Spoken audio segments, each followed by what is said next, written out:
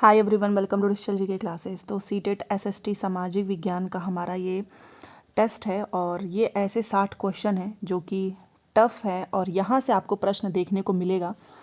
तो ये ऐसे क्वेश्चन है जो कि हर बार पूछा भी गया है, तो मैंने सोचा कि एग्ज़ाम से एक दिन पहले आपको क्यों ना एक घंटे की ऐसी क्लास दी जाए जिसमें ज़्यादा से ज़्यादा क्वेश्चंस वो शामिल हों जो कि टफ़ हो, जो कि हर बार पूछा गया हो, इम्पॉर्टेंट हो एग्ज़ाम के पॉइंट ऑफ व्यू से। तो चलिए फाइनली हमारा एक तरीके से आप इसको मॉक टेस्ट भी अपना ले सकते हो और ये वही सीटेट के द्वारा पूछे गए प्रश्न है। बाइलिंगुअल है, 60 क्वेश्चंस और सेम ऐसे ऑफलाइन पेपर आएगा आपका। तो 60 क्वेश्चन करने वाले हैं, आप अपना स्कोर मुझे ज़रूर बताना। बाकी जितने लोगों को भी सीटेट एसएसटी की जो 1 to 200 वन लाइनर जो पीडीएफ की मैंने प्रॉमिस किया था वो मैंने टेलीग्राम पे भेजा हुआ है और टेलीग्राम का लिंक आपको मेरे कमेंट सेक्शन में मिल जाएगा, तो आप टेलीग्राम से डाउनलोड कर लीजिए और रिवाइज़ करते रहें, ठीक है। तो चलिए फाइनली जो मेरा एक तरीके का प्रयास आप कह सकते हो आप सभी के लिए कि आप सभी के मार्क्स जो हैं 55+ आए, और मैं ये चाहती हूँ कि मोस्टली लोगों का जो है ना सीटेट एसएसटी का पेपर जो है बहुत अच्छा जाए। तो उसके लिए एक तरीके से ये मेरा एक प्रयास आप समझ सकते हो। तो देखिए यहाँ पे हम देखते हैं 31 से, और बेसिकली ये सारी चीज़ें मैंने आपको ऑलरेडी समझाई हुई है, तो हम क्वेश्चन आंसर के फॉर्म में करने वाले हैं, ठीक है, क्योंकि डिटेल वाली चीज़ें तो हो ही चुकी हैं। तो मूल्यांकन संबंधी प्रश्न पे विचार करो। लोकतंत्र में लोग किन किन तरीकों से भागीदारी कर सकते हैं, और विद्यार्थियों द्वारा दिए कुछ उत्तरों को नीचे दिया गया है। कौन सा उत्तर विद्यार्थी के प्रश्न को समझने और एक समावेशी विषयानुकूल उत्तर देने की क्षमता का प्रदर्शन करता है। तो ये मैं आप सभी का टेस्ट ले रही हूँ, तो आप सभी को तुरंत जो है जो आपको सही लगता है उसका आंसर कॉमेंट में लिखिए। तो चलिए देखते हैं इसमें क्या पूछा है। इसमें से आपको बताना है कि कौन सा उत्तर विद्यार्थी के प्रश्नों को समझने और एक विषयानुकूल जो है उत्तर देने की क्षमता का प्रदर्शन करता है। तो पहला लिखा हुआ है कि लोकतांत्रिक सरकार के संचालन को प्रभावित करने वाले कुछ मुख्य तत्व हैं जन भागीदारी, संघर्ष का समाधान और समानता व न्याय के प्रति प्रतिबद्धता। या फिर और बात किस चीज़ की हो रही है इसको भी ध्यान देना है। मतदान, धरना, रैली, सामाजिक आंदोलन और चुनाव में मतदान द्वारा। और 4 लिखा है कि लोकतंत्र में लोग चुनाव में मतदान द्वारा भागीदारी करते हैं। सभी सरकारें एक निर्धारित समय के लिए चुनी जाती हैं और भारत में यह अवधि जो है 5 वर्ष की है। तो बताइए इसका राइट आंसर क्या होगा। देखिए आपसे क्या पूछा गया था कि लोकतंत्र में लोग किन किन तरीकों से भागीदारी कर सकते हैं। तो एकदम सही आंसर तो दूसरे में लिखा हुआ है ना, कि मतदान के द्वारा, धरना के द्वारा, रैली के द्वारा, सामाजिक आंदोलन के द्वारा। इस एक ऑप्शन में आपके जो सारे क्वेश्चंस यहाँ पे जो लिखा है ना वो इंक्लूड हो चुका है। तो इस तरीके से आपका दूसरा सही हो जाएगा, ठीक है। चलो देखिए ये भी वैसा ही प्रश्न है, मूल्यांकन संबंधी प्रश्न है ये। साप्ताहिक बाजार और शॉपिंग मॉल में क्या अंतर है। विद्यार्थियों द्वारा लिखे कुछ उत्तर नीचे दिए गए हैं। किस उत्तर में विद्यार्थी अपनी जो तुलना है वो कर पाने की क्षमता का प्रदर्शन करने में असफल दिखता है, ध्यान रखिएगा। तो पहला लिखा है कि साप्ताहिक बाजार में बिकने वाले सामान सस्ती दरों पर खरीदे जा सकते हैं, और शॉपिंग मॉल में आपको पता ही है कि केवल कुछ लोग ही कर सकते हैं क्योंकि बहुत महंगा मिलता है। तो बात एकदम सही है। साप्ताहिक बाजार में आपको पता ही है, हमने पढ़ा है कि ये स्थायी दुकानें नहीं होती हैं, जबकि शॉपिंग मॉल में तो वो परमानेंट होती है ना, वो दुकानें लंबे समय तक रहती है। ये भी बात सही है।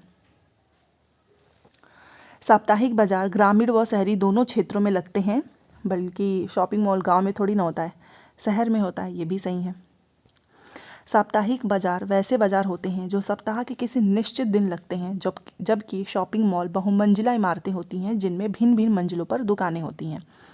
ये बात गलत है, क्योंकि ऐसा नहीं है कि ये किसी निश्चित दिन लगते हैं।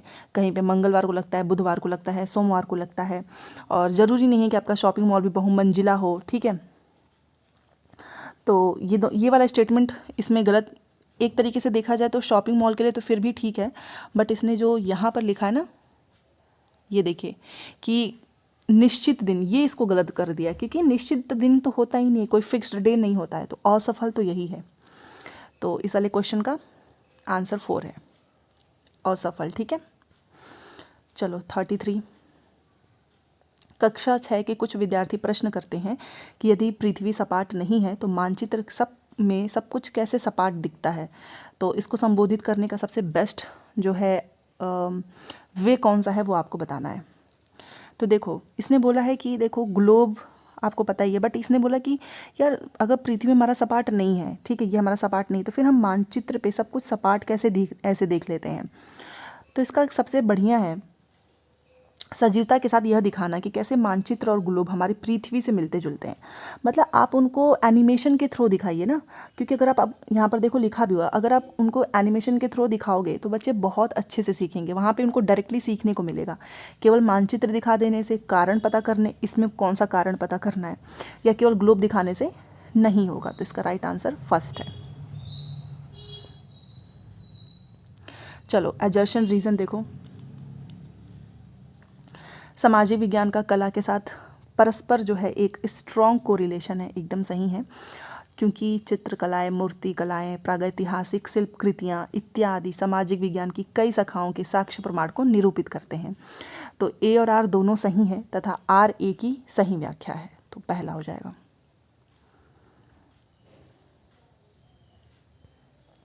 फिर से आपका कथन दिया गया है और इनको पढ़ना है और बताना है कौन सा सही है, ठीक है। तो देखते हैं, सामाजिक विज्ञान की प्रकृति जो है वो एविडेंस बेस्ड होती है, यस, ठीक है ना, और आनुभविक और सत्यापनीय है। इसका अध्ययन प्रायः एकल घटना के बहुल व्याख्यान की ओर लेके जाता है। एक घटना हुई है बट उसमें मल्टीपल जो है ना इंटरप्रिटेशंस की ओर वो लेकर जाएगा, तो दोनों ही सही हैं। Option number 4। चलिए, रोजी ने एक महिला का नर्स के रूप में तथा पुरुष का अभियंता के रूप में चित्र बनाया। इसके पीछे का कारण पूछने पर उसने उत्तर दिया कि महिलाएं अच्छी नर्स होती हैं क्योंकि वे अधिक धैर्यवान और सौम्य होती हैं, जबकि विज्ञान में तकनीकी दिमाग की आवश्यकता होती है और महिलाएं तो टेक्निकल चीज़ों का यूज़ ही नहीं कर पाती हैं। अब बताओ इसने क्या कर दिया, इसने सीधे रूढ़िवाद धारणा तो दिखा दी कि महिलाएं कोमल होती हैं, वो टेक्निकल चीज़ें यूज नहीं कर पाती हैं। ये एक जेंडर स्टीरियोटाइप है। दूसरा, विद्यार्थियों को भारत की चुनाव प्रक्रिया के बारे में आपको बताना है, तो इसमें से बेस्ट क्या होगा। आपको भी पता है अगर आप क्लास में ही आयोजन कर दें, ऑर्गेनाइज कर दें इलेक्शन, तो बच्चे ज़्यादा अच्छे से सीखते हैं। तो इसका राइट आंसर होगा दूसरा, कि कक्षा में आप जो है कक्षा प्रतिनिधियों के लिए चुनाव का आयोजन करें। सर्वे करने से या फिर कोई जो है आप डॉक्यूमेंट्री दिखा देंगे, किसी को इनवाइट करके बता दोगे, उन सभी से बेटर ये होगा कि आप क्लास में ही ऑर्गेनाइज कर दो, तो बच्चे ज़्यादा अच्छे से सीखेंगे। तो दूसरा। चलो 38, आदिवासी और चलवासी पशुचारियों के जीवन के प्रति विद्यार्थियों को संवेदनशील बनाने हेतु इसमें से सबसे बेस्ट क्या होगा। बकरवालों पर आप उनको जो है एक डॉक्यूमेंट्री दिखा दो, व्याख्यान या फिर सेमिनार, या फिर से वही सामूहिक चर्चा पठन। इन सबसे बेस्ट क्या है, आपको इनके प्रति क्या करना है, संवेदनशील बनाना है, तो एक मूवी दिखा दो, उससे रिलेटेड डॉक्यूमेंट्री दिखा दो, तो वो ज़्यादा बेस्ट होगा। तो इसलिए हमारा पहला।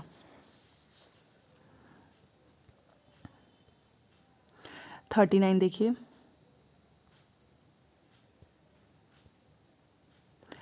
विद्यार्थियों द्वारा जल के इस्तेमाल पर सामूहिक चर्चा करते समय शिक्षक को श्यामपट्ट का इस्तेमाल किस तरीके से करना चाहिए, इन चारों में से बताओ। तो संकल्पनाएं, विषय वस्तु और मुद्दों के आधार पर जो भी प्रतिक्रियाएं हैं आप उनको अरेंज कर दो। जो क्लास में तेज आ रहा है, तेज है, होनहार है, केवल उसी की प्रतिक्रिया को लिखो, गलत। विद्यार्थियों की बातों को सुनो बट उनको लिखना जरूरी नहीं है, ये भी गलत। अब जो जो चीज़ें कही जा रही है ना सबको लिख डालो, ये भी गलत। सबसे बेस्ट क्या होता है कि जो भी कॉन्सेप्ट है, ठीक है ना, विषय वस्तु और जो भी मुद्दे हैं उसके आधार पर प्रतिक्रियाओं को व्यवस्थित करें। तो पहला हमारा सही हो जाएगा। चलिए अगला क्वेश्चन। सारे अपने स्कोर ज़रूर बताना, कितने नंबर आपके आ रहे हैं, ठीक है। चलिए 40 हमारा क्वेश्चन है। आपराधिक न्याय प्रणाली का पाठ खत्म होने पर एक शिक्षक उच्च प्राथमिक कक्षाओं के विद्यार्थियों को जिला न्यायालय लेके जाता है, तो आखिर में उसने ऐसा क्यों करवाया, इससे क्या जो है किस उद्देश्य की पूर्ति होगी। तो अगर हम उसको जिला न्यायालय ले गए हैं तो न्यायालय के प्रकार का अनुभव होगा उसको, वकील, न्यायाधीश, कर्मचारियों की भूमिकाओं पर बातचीत होगी, तो ये बात तो सही है, ठीक है। न्याय पाने में आने वाली चुनौतियों को दिखाना तथा उसके अंदर भय पैदा कर दो व्यवस्था के बारे में, ये तो बिल्कुल भी नहीं होगा। विभिन्न मुकदमों में फंसे लोगों की परेशानियों को दिखाकर विद्यार्थियों को डरा दो और उन्हें कानून मानने के लिए प्रोत्साहित करो। क्यों डराना है भाई, ये सब थोड़ी ना हमको करना है, हमें तो दिखाना है ना, उनको अनुभव करवाना है, जो भी वहाँ पे मौजूद होंगे उनकी भूमिकाओं के बारे में बताना है। तो केवल 4 होगा, केवल ए। चलिए आगे। निम्न में से कौन सी सामाजिक विज्ञान के संदर्भ में मिसकंसेप्शन है वो बताना है। तो मिसकंसेप्शन सबसे पहले तो यही है कि लोग सामाजिक विज्ञान को जो नॉन यूटिलाइज मतलब कि कोई उपयोगी नहीं है ये, तो यही सबसे बड़ा मिसकंसेप्शन है, बहुत ज़्यादा यूज़ होता है, ये ख़त्म। और प्राकृतिक विज्ञान सामाजिक विज्ञान से श्रेष्ठ है, मतलब जो नेचुरल साइंस होता है फिजिक्स केमिस्ट्री बायो ये ज़्यादा अच्छा माना जाता है, ये भी गलत, ऐसा नहीं है, दोनों ही इम्पॉर्टेंट है। इसमें यह भी बोला जाता है कि इसमें रटने पे ज़्यादा फोकस किया जाता है, ये भी, ये एक तरीके से क्या है, मिसकंसेप्शन है ये सारी की सारी चीज़ें। सामाजिक विज्ञान में विशेषज्ञता प्राप्त विद्यार्थियों के नौकरी के विकल्प केवल जो है एकेडमिक तक ही सीमित हैं, ये भी एक मिसकंसेप्शन है। तो सारे के सारे उसी श्रेणी में आते हैं, तो ऑप्शन नंबर 3।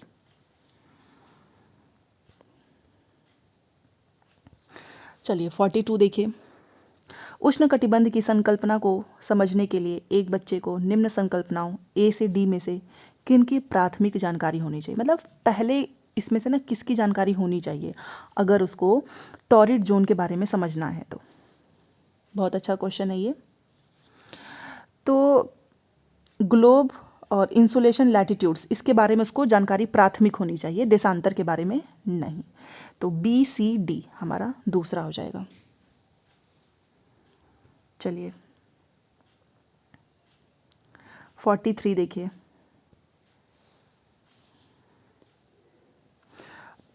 एजर्शन में लिखा है कि नागरिक शास्त्र से राजनीतिक विज्ञान नामावली में परिवर्तन समकालीन भारत के मामलों के प्रति ध्यान वापस लाने के लिए था, ये सही है। और तर्क में है कि ब्रिटिश राज के प्रति भारतीयों में बढ़ती अनिष्ठा की पृष्ठभूमि में औपनिवेशिक काल के समय भारतीय स्कूल पाठ्यचर्या में नागरिक शास्त्र से आया था। तो कथन भी सही है और व्याख्या भी सही है, तो हम जाएंगे 4 के साथ, ठीक है। चलिए आप देख सकते हो क्वेश्चंस काफ़ी लेंदी हैं ये। 44। अगर आपको सेशन पसंद आ रहा हो तो आप लाइक शेयर सब्सक्राइब कर सकते हैं। देखिए इसमें से कौन सी जो गतिविधियां हैं ना इन तीनों में से, वो बच्चों में समाज में महिलाओं के काम को लेकर आलोचनात्मक सोच मतलब क्रिटिकली थिंकिंग डेवलप करने में मदद करता है। तो चलिए देखते हैं। पहला लिखा है कि विद्यार्थियों को महिलाओं व पुरुषों में बराबरी के महत्व पर बल देते हुए नारी लिखवा दो। अच्छा नारी लिखो, इससे कोई फ़र्क नहीं पड़ता है। विद्यार्थियों को ये निरीक्षण करने के लिए कहना कि महिलाओं और पुरुषों को अलग अलग कितना फुर्सत का समय मिलता है और इसके बारे में विचार करना कि ऐसा क्यों है।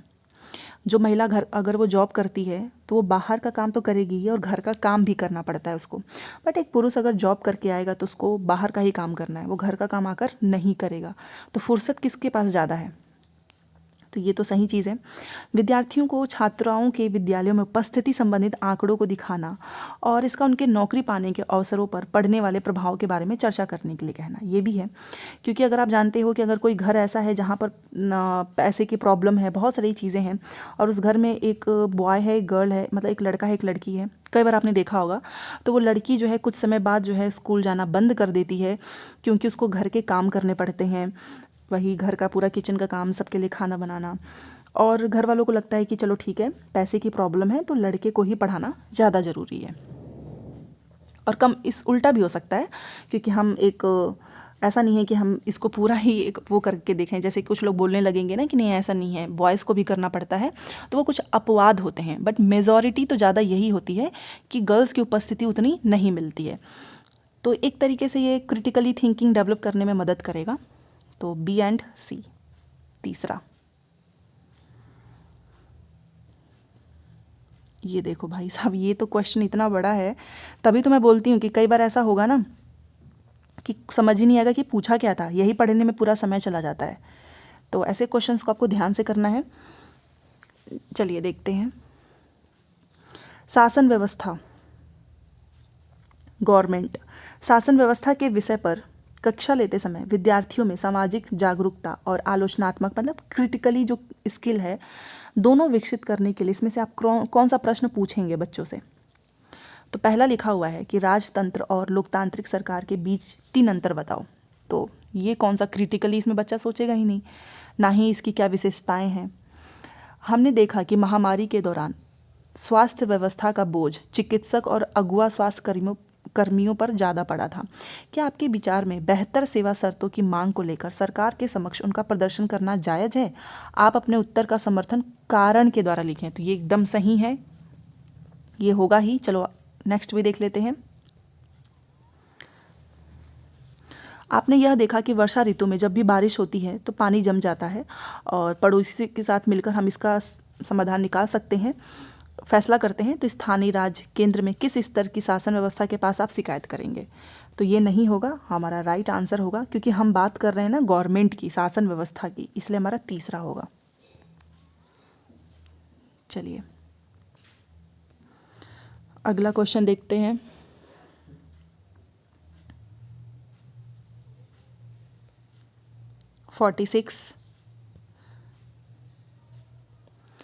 एक शिक्षिका अपनी पाठ योजना के लिए अपेक्षित अधिगम उद्देश्य इस प्रकार लिखती है।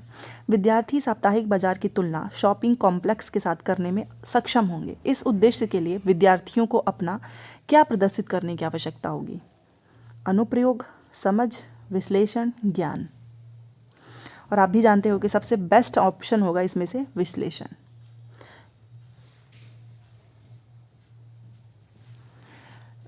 देखो क्या है ना इसमें कि चारों के चारों आंसर ही बेस्ट हैं, बट इस बेस्ट में से भी आपको बेस्ट निकालना है, तो इसलिए एनालिसिस। ठीक है, थर्ड ऑप्शन। चलो 47 देखते हैं। विद्यार्थियों की भारतीय संघवाद की समझ व सराहना की जांच के लिए कौन सा मूल्यांकन सबसे बेस्ट होगा? पहला है कि राज्य के 3 अंगों विधायिका, कार्यपालिका और न्यायपालिका पर संक्षिप्त विवरण लिखो। क्या ये हो सकता है? शासन व्यवस्था के 3 स्तर कौन से हैं, उनके कार्य बताओ। ये नहीं होगा, क्योंकि हम समझ व सराहना की जांच के बारे में देख रहे हैं। आपके विचार में क्या होता यदि हमारी राज्य और स्थानीय शासन व्यवस्था नहीं होती और सभी फैसले केंद्र से लिए जाते? संघवाद को परिभाषित करो। तो इसका राइट आंसर होगा थर्ड।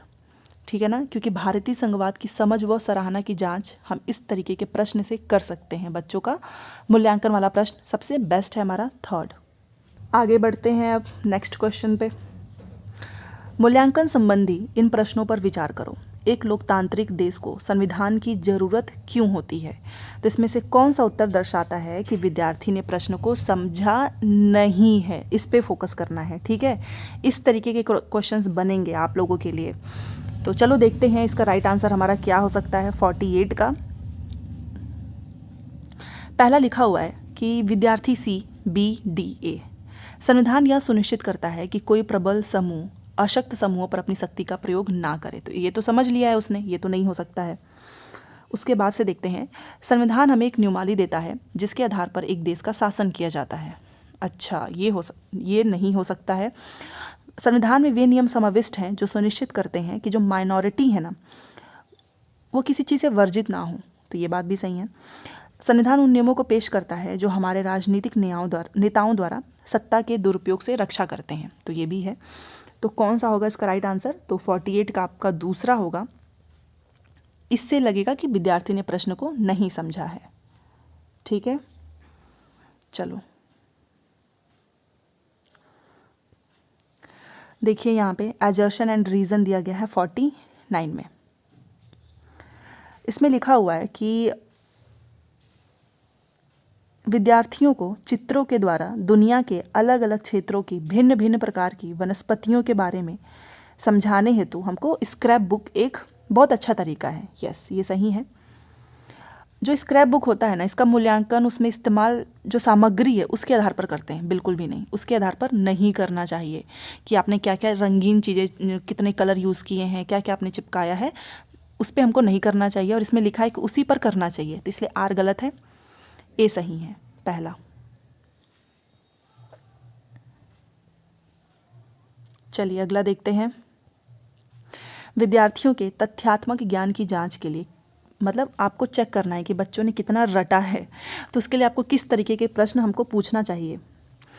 तो वही है ना, हम चेक करेंगे कि बच्चों को कितनी टर्मिनोलॉजी याद है, पारिभाषिक शब्दावली का ज्ञान, तो ये हो सकता है वर्गीकरण, रणनीतिक, विषय कौशल, इसमें आप उनका फैक्चुअल जो नॉलेज है वो नहीं टेस्ट कर सकते हो। सो पहला सही हो जाएगा। चलिए 51, यदि ग्रीनविच यामोत्तर समय दोपहर के 12 बजे का है तो 45 डिग्री पूर्व देशांतर पर क्या समय होगा? तो वो होगा हमारा 3 PM। ठीक है, ऑप्शन नंबर दूसरा। 52 देखिए, तटीय क्षेत्रों में समुद्री गुफाएं बनती हैं, समुद्री गुफाओं के निर्माण के लिए उपयुक्त कारण का चयन करो। मतलब क्यों बनता है ये समुद्री गुफा, और ये मैंने आपको 1 लाइनर PDF में कराया हुआ है। तरंगों द्वारा अपरदन एवं निक्षेपण की वजह से, erosion and deposition by waves. ठीक है, चलिए, स्थान परिवर्तन से प्राकृतिक वनस्पति में भी परिवर्तन होता है।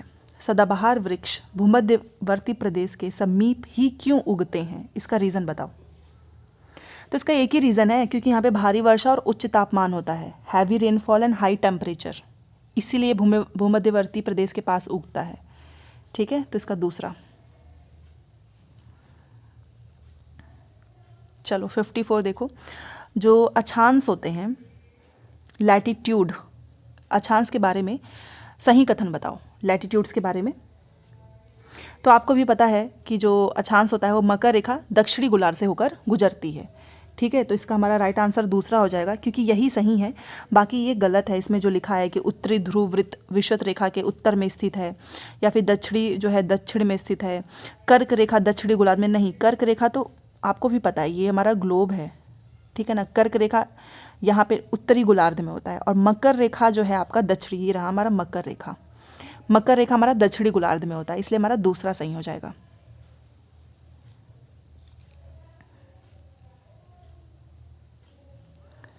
फिफ्टी 55 देखो, ग्लोब को 2 बराबर भागों में बांटने के लिए खींची गई काल्पनिक रेखा को क्या कहते हैं? मैंने आपको कल भी बताया था, इक्वेटर कहते हैं, विषुवत रेखा, पहला हो जाएगा। देखो जो 1 लाइनर PDF है ना, वो आपके लिए बहुत इंपॉर्टेंट है, तो वो ज़रूर करना। ग्लोब के बारे में सही कथन बताओ। सबसे पहले आपको पता है कि इस पे अक्षांश और देशांतर खींचे गए हैं, सही है, और झुकी हुई अवस्था में होती है अपने अक्ष पे। पृथ्वी का ये मॉडल है एक तरीके से, और अंडाकार प्रकृति में ये नहीं है, तो केवल ABC, ऑप्शन नंबर 4।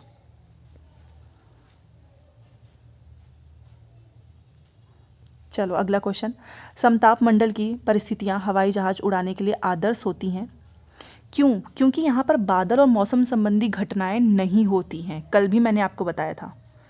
ठीक है, तो तीसरा। चलो, और ये बहुत इंपॉर्टेंट क्वेश्चन है, जैसे कि आपका जो ओजोन लेयर है, आपको पता है कि आपका समताप मंडल में होता है, ठीक है ना, स्ट्रेटोस्फियर। तो ए का होगा तीसरा, तो एलिमिनेट कर दो, आंसर निकल गया। आपको मैंने कल भी बताया था कि जो रेडियो प्रसारण होता है वो हमारा थर्मोस्फियर में, ये देखिए, जिसको हम बाह्य वायुमंडल बोलते हैं। मौसम संबंधी घटनाएं आपकी क्षोभ मंडल में होती है। थीन एयर जो होता है आपका, वो बहिर्मंडल में होता है। तो ये सारे आपको याद रखने हैं, इसलिए आपका 4।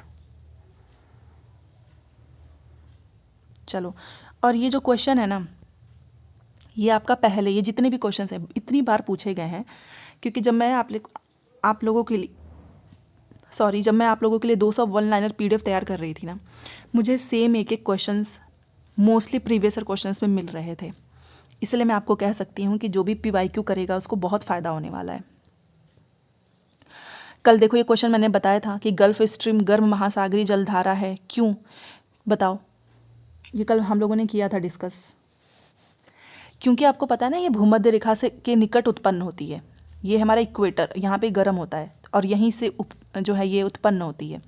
बस यही रीज़न है कि इसी वजह से ये गर्म महासागरीय जलधारा है। चलो अगला क्वेश्चन,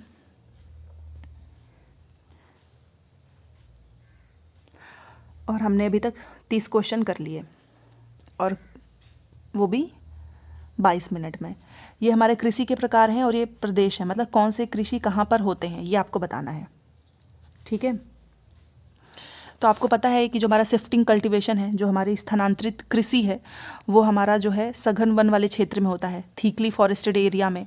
तो ए का हमारा तीसरा होगा, तो काट दो, आंसर निकल आया दूसरा। आपका वाणिज्यिक जो है वो आपका शीतोष्ण वाले में होता है, शीतोष्ण घास के मैदान में है। जो आपका गहन निर्वाह कृषि है वो आपका सघन जनसंख्या वाले क्षेत्र में है। जो आपका चलवासी पशुचारण है वो आपका अर्ध शुष्क प्रदेश में है। तो ऐसे क्वेश्चन पूछेंगे, तो इसलिए आप स्क्रीनशॉट ले लो और याद रखना ये वाला। ठीक है, वैसे तो ये रिवीजन आपका टेस्ट चल रहा है, तो आप बताइएगा अभी तक आपके 30 में से कितने सही हैं। चलो अगला क्वेश्चन। इस कथन में से आपको ऊर्जा संसाधनों पर असत्य कथन बताना है। एनर्जी रिसोर्स के बारे में जो गलत चीज़ें हैं वो आपको बताना है। तो बायोगैस ग्रीन हाउस प्रभाव का कारण होता है, ये सही है। सौर ऊर्जा आपको पता है नवीकरणीय ऊर्जा है। पवन ऊर्जा प्रदूषण मुक्त होता है। बट ज्वारीय ऊर्जा लिख रहा है ना, एग्जॉस्टिबल है, मतलब जो टाइडल एनर्जी है जिसे हम ज्वारीय ऊर्जा बोलते हैं, समाप्य होती है, तो ये बात गलत है। इस वजह से तीसरा।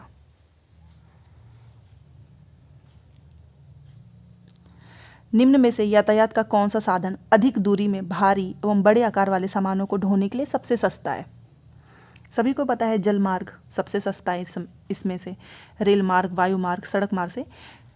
ये अधिक दूरी में बहुत भारी बहुत बड़े आकार वाले सामानों को आराम से ढो सकता है और सस्ता भी है। Water veg. ठीक है, अगला क्वेश्चन। अपने पर्यावरण को बचाने के लिए जिस प्रकार के संसाधनों का हमें अधिक उपयोग करना चाहिए वो कौन सा है? हमको अपने एनवायरनमेंट को बचाने के लिए इसमें से क्या चीज़ें अधिक उपयोग करनी चाहिए, बताइए। तो आपको भी पता है रिन्यूएबल रिसोर्सेज, जिसको आप रिन्यूएबल कर सकें, ठीक है, बार बार आप यूज़ कर सके, इससे हमारे पर्यावरण को कोई हार्म नहीं होगा। So option number 2। और इसके पहले वाले क्वेश्चन हमने कर ही लिए हैं। 64 देखो। एक कक्षा गतिविधि के समय शिक्षक ने विद्यार्थियों से आदिवासियों जैसे दिखने वाली गुड़िया का चयन करने के लिए कहा। अधिकांश विद्यार्थियों ने रंग बिरंगे कपड़े पहनी हुई, सिर पर मुकुट लगाए और डांस करने वाली गुड़िया उठा ली। तो ये क्या दिखा रहा है? आपको भी पता है ये क्या शो कर रहा है? एक स्टीरियोटाइप सोच, रूढ़िवादिता। ठीक है, दूसरा। अगर आप किसी के प्रति पूर्वाग्रही हो रहे हो, प्रिजुडाइज हो रहे हो, इसका क्या मतलब है? इसका मतलब है ACD, आप उनको जो है नकारात्मक रूप से देख रहे हैं। ठीक है, और ये जो कल मैंने एक 1 लाइनर PDF जो तैयार किया था वहाँ पर मैं चेंज करने की कोशिश करूँगी। मैंने गलती से ये वाली चीज़ लिख दी थी, तो आप वहाँ से इम्प्रूव कर सकते हो, क्योंकि पूर्वाग्रही का मतलब होता है सारी नेगेटिव चीज़ें, तो इसमें श्रेष्ठ आप कैसे मान सकते हैं। तो वहाँ पर भी मैं कोशिश करूँगी कि सही कर दूँ, बट मैंने PDF ऑलरेडी भेज दिया है तो अब सही नहीं हो पाएगा। तो उन्हें नकारात्मक रूप से देखना, और जो लोग आपसे अलग हों आप उनका डिसरिस्पेक्ट करो, समूह के सदस्यों के विरुद्ध भी आप भेदभाव करो, तो यही तो होता है पूर्वाग्रही। तो ये वाली लाइन नहीं होगी। ठीक है, मैं ये वाला क्वेश्चन एक बार मैं स्क्रीनशॉट लेके टेलीग्राम में ज़रूर भेजूंगी ताकि आप करेक्ट कर लो। तो ACD पहला।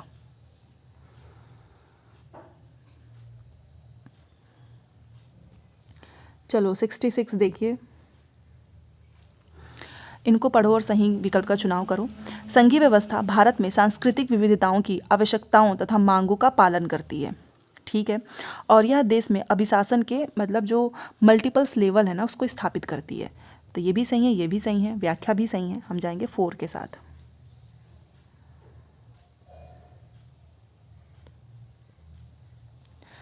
इसमें से आपको बताना है कि किन घटनाओं की पहचान अनुसूचित जाति और अनुसूचित जनजाति अधिनियम 1989 के उल्लंघन के रूप में किया गया है।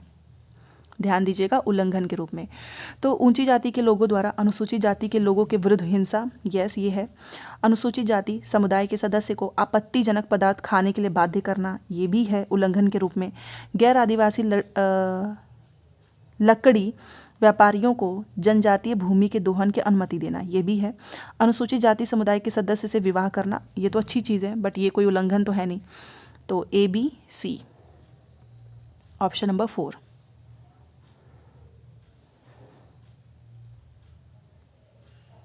68 मध्याह्न भोजन योजना ने विद्यार्थियों में जातिगत पूर्वाग्रहों को कम करने में सहायता की है तथा सामाजिक न्याय को बढ़ावा दिया है। तो सही विकल्प का चुनाव करो।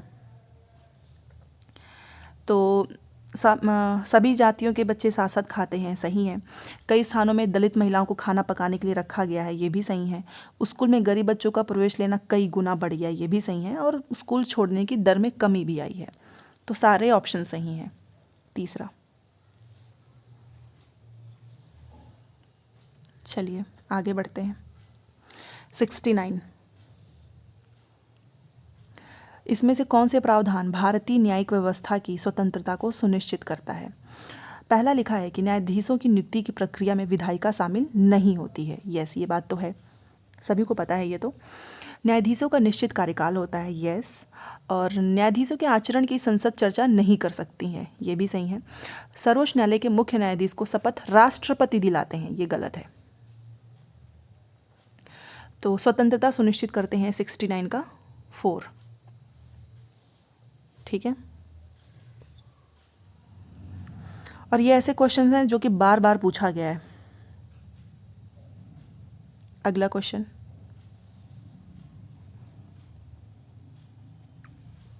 ऑफिस जाने वाली महिला जिसे वेतन एवं सम्मान मिलता है द्वारा निष्पादित ऑफिस संबंधी काम की तुलना में घरेलू महिला द्वारा निष्पादित काम अनदेखा तथा अद्यत जाता है। इसके पीछे के संभाव्य कारण की जांच करो।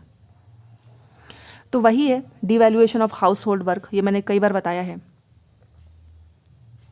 कि जो ऑफिस जा रही है कोई महिला, उसको वेतन और सम्मान मिलता है, ठीक है।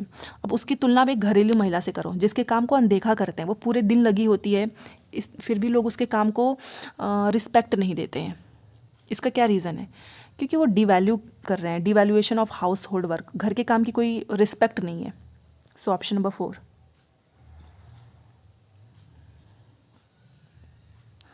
भारतीय नागरिकों को अनुदत्त किस मौलिक अधिकार की परिधि के अंतर्गत सर्वोच्च न्यायालय ने भोजन के अधिकार, निजता के अधिकार तथा प्रदूषण मुक्त जल एवं वायु के अधिकार की व्याख्या की है?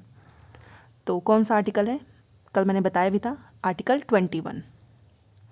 कुछ भी इसमें से पूछ लेना, आपको इसका आर्टिकल 21 लगाना है, ठीक है ना, ये अगर लिखा होगा तो।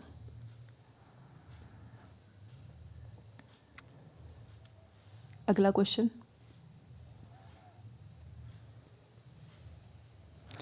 भारतीय धर्मनिरपेक्षता अमेरिकी धर्मनिरपेक्षता से अलग है, तो इनके बीच जो भेद है उसकी पहचान करो। पहला है कि अमेरिका में राज्य और धर्म में से कोई भी एक दूसरे के मामलों में हस्तक्षेप नहीं कर सकता है, सही है।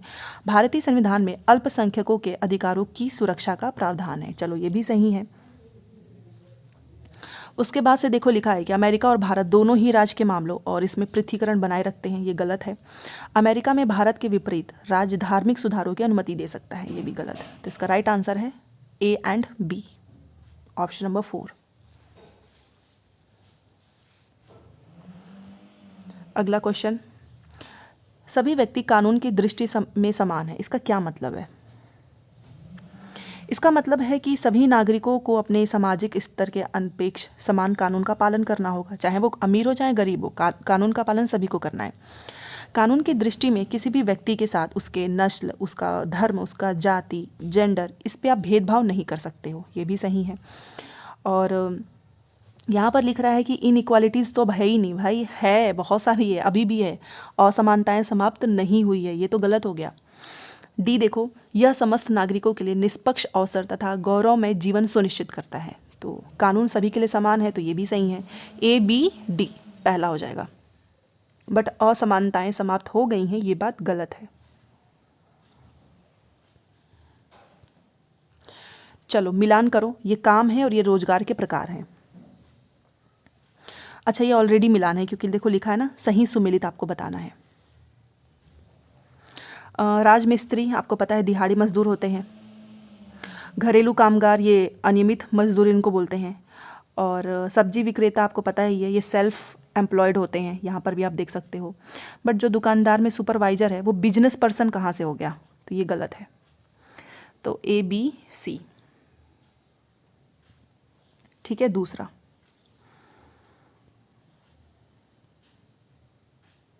अगला क्वेश्चन, ग्रामीण क्षेत्रों से शहरी क्षेत्रों में बढ़ते प्रवसन के माइग्रेशन जिसे बोलते हैं परिणाम स्वरूप शहरों में औद्योगिक स्थलों के निकट स्लम क्षेत्रों में वृद्धि देखी गई है। एक स्थान से लोग दूसरे स्थान पर जा रहे हैं। तो ये जो माइग्रेशन है ना, वो इसका कारण क्या है, क्यों ऐसा हो रहा है? तो आपको पता है कि ग्रामीण कामगार बजट में जो है विघटन हुआ है, ठीक है, और जो डिक्रीज़ हो गई है एग्रीकल्चर जो प्रोडक्टिविटी है।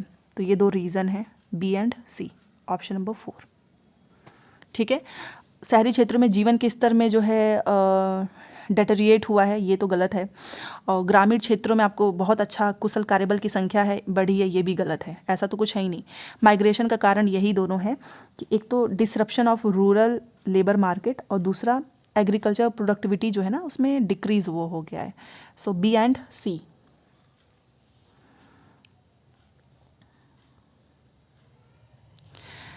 निम्न में से किन सेवाओं को सार्वजनिक सेवाओं में मतलब पब्लिक सर्विस इसमें आप सम्मिलित कर सकते हैं?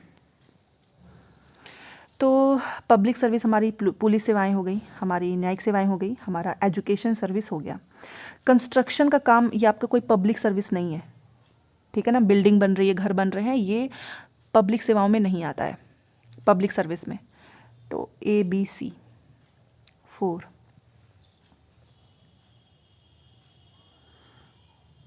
$77।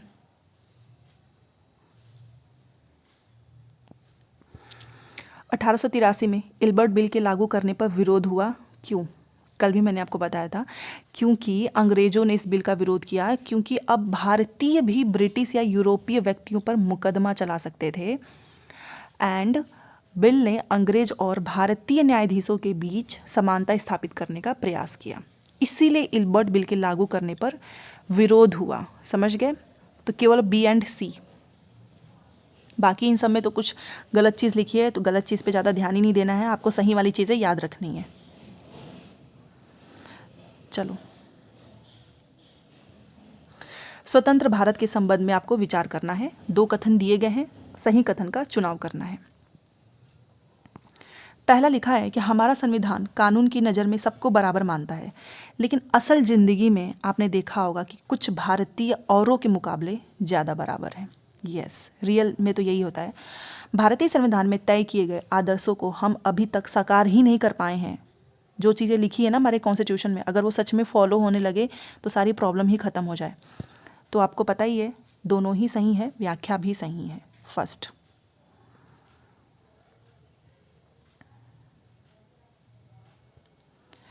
नीचे 2 कथन दिए गए हैं ए और बी खिलाफत आंदोलन के बारे में, सही कथन बताओ। तो लिखा हुआ है कि 1920 में अंग्रेजों ने तुर्की के सुल्तान पर बहुत सख्त संधि थोप दी थी, सही है। और भारतीय मुसलमान चाहते थे कि पुराने ओटोमन साम्राज्य में स्थित पवित्र मुस्लिम स्थानों पर खलीफा का नियंत्रण नहीं होना चाहिए था, इस नहीं की वजह से गलत। तो बी गलत, ए सही, पहला। चलिए आगे बढ़ते हैं। 80 देखो, हाँ, एजर्शन रीज़न है। जैसे जैसे नील का व्यापार बढ़ा, व्यावसायिक प्रतिनिधि तथा कंपनी के कर्मचारी भी नील उत्पादन में निवेश करने लगे, क्योंकि कमाई बहुत ज़्यादा हो रही थी। और इसमें होने वाले अधिक लाभ से आकर्षित होकर बहुत से लोग स्कॉटलैंड और इंग्लैंड से भारत आए कि चलो भैया यहाँ पे कमाई का एक नया जरिया खुला है, और सबके सब बागान मालिक बन गए। तो बात एकदम सही है, व्याख्या भी सही है, हम जाएंगे 4 के साथ। ठीक है, चलो अगला क्वेश्चन। टोटल 60 क्वेश्चंस को हमको डिस्कस करना है। कौन सा कथन बुद्ध के उपदेशों के संबंध में सही है, ये आपको बताना है। तो हमारे कष्ट और दुख हमारे पिछले जन्मों के परिणाम हैं, और हमारे कष्ट और दुख हमारी जो लालच होती है ना हमारे अंदर, जो हमारे अंदर बहुत सारी डिजायर्स हैं कि नौकरी मिल जाए, नौकरी मिल जाती है तो गाड़ी आ जाए, गाड़ी आ जाए तो घर आ जाए, इन्हीं सब की वजह से दुख होता है। तो ये तो एकदम सही है, एक खुशहाल जीवन के लिए बुद्ध के सभी अनुयायियों को उनके उपदेश को, मतलब अगर आप एक अच्छी लाइफ जीना चाहते हो तो आपको सभी बुद्ध की सारी चीज़ों को मानना आवश्यक है। तो ये इनके उपदेश के बारे में सही नहीं है। तो ए एंड बी हमारा सही है, 81 का 4। ठीक है, तो याद रखना 81 का 4। बाकी जो भी डाउट्स होगा आप कमेंट सेक्शन में मुझे बता सकते हैं। चलो अगला क्वेश्चन देखते हैं। 16वीं और 17वीं शताब्दी में यूरोपीय बाजारों में भारतीय कपड़ों की मांग में तेजी आने से भारत के बुनकरों में निम्नलिखित परिवर्तन आए। कौन सा परिवर्तन आया? पहला तो अधिकाधिक लोगों ने कताई, धुलाई, रंगाई का धंधा अपना लिया और एजेंटों से पहले ही पेशगी लेकर काम करने की नई प्रणाली। तो ये दोनों सही हैं, ए एंड डी। बाकी शिल्पकार के कामकाज में स्वतंत्रता में बढ़ोतरी, और यहाँ पर लिखा हुआ है कि डिज़ाइन में काफ़ी बहुलता आई थी, शिल्पकार की कलात्मक में बढ़ोतरी, ये परिवर्तन नहीं आए थे। परिवर्तन जो था वो मैंने आपको बता दिया है, तो ध्यान रखिएगा आपका पहला ए एंड डी।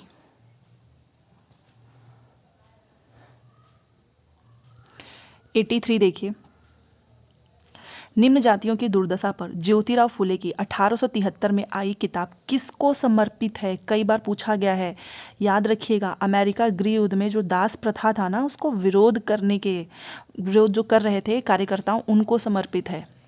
तीसरा होगा। चलो 84 देखो। लिखा हुआ है कि 19वीं सदी के दूसरे अर्ध तक गैर ब्राह्मण जातियों के भीतर से भी लोग जातीय भेदभाव के खिलाफ आवाज़ उठाने लगे थे और सामाजिक समानता और न्याय की मांग की शुरुआत हुई। एकदम सही है। और मध्य भारत में सतनामी आंदोलन की शुरुआत घासीदास ने की, जिन्होंने चमड़े का काम करने वालों के बीच काम किया, उनको संगठित किया और उनकी सामाजिक स्थिति में सुधार के लिए आंदोलन किया। एग्जाम्पल्स भी सही हैं, स्टेटमेंट भी सही है, तो हम जाएंगे 4 के साथ। ठीक है ना। A and B are true and B is an example of A. अगला क्वेश्चन देखो। इसमें से किसने कुरान की आयतों की पुनर्व्याख्या करके कहा कि महिलाओं को भी शिक्षा का अधिकार मिलना चाहिए? तो वो कहा था मुमताज अली ने। ठीक है, तो ऑप्शन नंबर 2। अगला क्वेश्चन।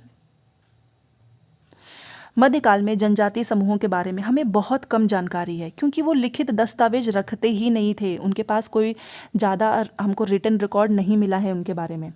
ठीक है, वे लिखित दस्तावेज नहीं रखते थे, इसीलिए हमको बहुत कम जानकारी है उनके बारे में। तो पहला। खुदा की रचना के खाते में उसका ब्यौरा चूंकि मर्दों की सूची में नहीं आता, इसलिए इतनी शानदार खूबियों से भी उसे आखिर हासिल क्या हुआ? किसके बारे में लिखा गया है? रजिया सुल्तान। ठीक है, दूसरा।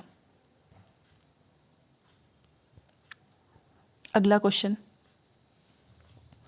12वीं शताब्दी में प्रयुक्त जो टेक्नोलॉजी है उसके बारे में आपको सही कथन बताना है। ठीक है। मेहराबों का निर्माण अधिरचना के भार को स्थानांतरित करने के लिए किया जाता था, ये सही है। मेहराब का मध्य भाग आधारशिला कहलाता था, ये गलत है। केवल ए सही है इसमें, तुम्हारा पहला 88 का पहला। चलो 89। यहाँ पर आप देख सकते हो पेलियोलिथिक साइट्स के बारे में पूछा जा रहा है कि कौन सा पूरा पाषाण स्थल में चूना पत्थर से बने औजार मिले थे, कौन से? ठीक है, तो आपको भी पता है वो था हुंसगी, जो कि चूना पत्थर से बने औजार थे। Option number 4।